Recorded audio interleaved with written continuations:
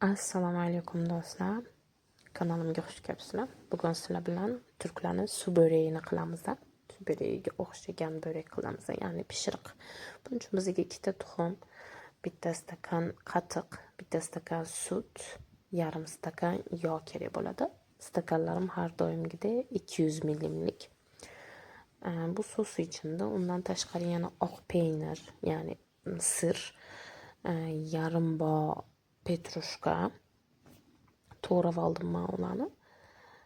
Tayyor xamir kerak bo'ladi. Bu xamir lavash xamiri ham bo'ladi, ingichkaroq bo'ladi. Undan tashqari yana list kerak. Menda mana shunaqa list, gaz listiga qo'ysanglar ham bo'ladi. Birinchi sosimizni tayinlashdan boshlaymiz. Tuxumimizni chaqib olamiz. Bu xamirni orasiga to'kish uchun sos. Ay, tuxumim tushib ketdi. Yuvilgan tuxumlar. Xavotir olmanglar. Mikrob demanglar. Xo'sh, tuxumimizni chaqib oldik. Yaxshilab aralashtiramiz. Sarig'i o'chib ketgunicha. Bulardan tashqari men bu sosga ozgina tuz ham sovoraman. Sovordim, bu yerda ko'rinmadi. Yog'imizni, sutimizni, qatig'imizni qo'yib yaxshilab aralashtiramiz bir-biriga kirishguncha. Ozginagina tuz sovordim men bu yoqqa. Chunki peynirim, ya'ni pishlog'im tuzsiz. Ya'ni ko'p tuzli emas. O'zinglar pishlog'inglarga qarab qilsanglar bo'ladi, siringlarga qarab. Keyin sirimizni solib, vilka bilan yaxshilab ezib olamiz. Yaxshilab ezib, petrushka bilan aralashtiramiz. Katta-katta bo'lib qolmasligi uchun, yeganda og'zingizga katta-katta kelmasligi uchun yaxshilab ezib, keyin petrushka bilan yaxshilab aralashtirib olamiz.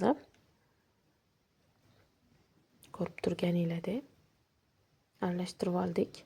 Sosimiz ham tayyor, harjimiz ham ichiga qo'yadigan nachinkamiz ham tayyor. Listimizni olib, menda mana shunaqa list aytib o'tganimda, gaz listiga qilsanglar ham bo'ladi. Ozgina qalinroq bo'lishi kerak. Yog'imizni qo'yib, hamma joyga surib olamiz. Yopishmasligi kerak, yopishmasligi uchun. Surib olib, tayyor xamirimizni olamiz. Aytib o'tganimdek, lavashdan qilsanglar ham bo'ladi. Bu lavash xamiriga o'xshagan xamir, yufqa deyishadi turklar. Hozir O'zbekistonda korzinkalarda ham bo'lsa kerak bunaqa xamirlardan. Hamma narsa topsa bo'ladi hozir O'zbekistonda ham. Yufqamizni bittasini yoyib olamiz. 4 ta yufqa kerak bo'ladi bu orada, katta-katta. Lavash bo'lsa, menimcha ko'proq kerak bo'lsa kerak. Keyin sosimizni to'kib, hamma joyga tegadigan shaklda surib chiqamiz.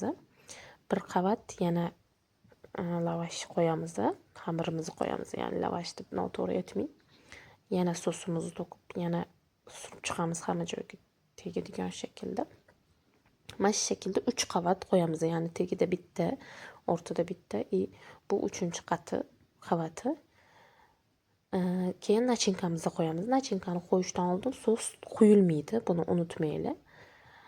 Nachinkamizni qo'yib olamiz hamma joyga tegadigan shaklda, hamma joyga tegishi kerak, hamma joyda bir xil bo'ladigan shaklda. Keyin ustidan yana xamirimizni qo'yamiz. Joy yopiladigan qilib, keyin ustidan yana sos hamma joyga surib chiqamiz. Xuddi mana shu shaklda taxlanadi qisqasi. Yana xamir, yana sos.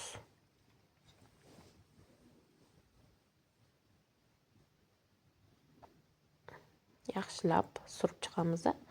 Bitta yana xamir qo'yib, yana nachinka qo'yaman, hozir ko'rasizlar. Bu xamir menimcha aytganimda korzinkalardan topsanglar bo'ladi. Lavash xamiri ozgina qalinlik qiladi deb o'ylayman, chunki lavash xamirdan hech ham qilib ko'rmaganman. Nachinkamizni qo'yib oldik hammasini. Yana xamir qo'yamiz. Keyin chetlariga bitta xamir yoyib oldik-ku, bu xamir katta-ku. U chetlarini ham yopib chiqamiz, hozir ko'rasizlar o'zi. Qo'ygan xamirimizni qo'yib olamiz. Yana nachinka to'kib olamiz. Xavotir olmanglar, nachinka ko'p bo'lib ketdi, suvli bo'lib ketdi, xamir bo'lib qoladi deb xavotir olishiga xijolat bo'lmanglar, xavotir olmanglar ya'ni. Chunki o'zi suv böragi degani yumshoq börek bo'ladi, pishiriq bo'ladi. Nasi zo'r. Buni qiymalisini qilsanglar ham bo'ladi, lekin sirlisi yana ham yaxshi. Ya'ni asos originali sirli bo'ladi. Ko'rib turganingizdek nachinkalarni qo'yib oldim. Endi atrofini yopib chiqaman. Hech qaysi xamir orasin so'ssiz bo'lmasin. Bo'lmasa xamir bo'lib qoladi, quruq bo'lib qoladi.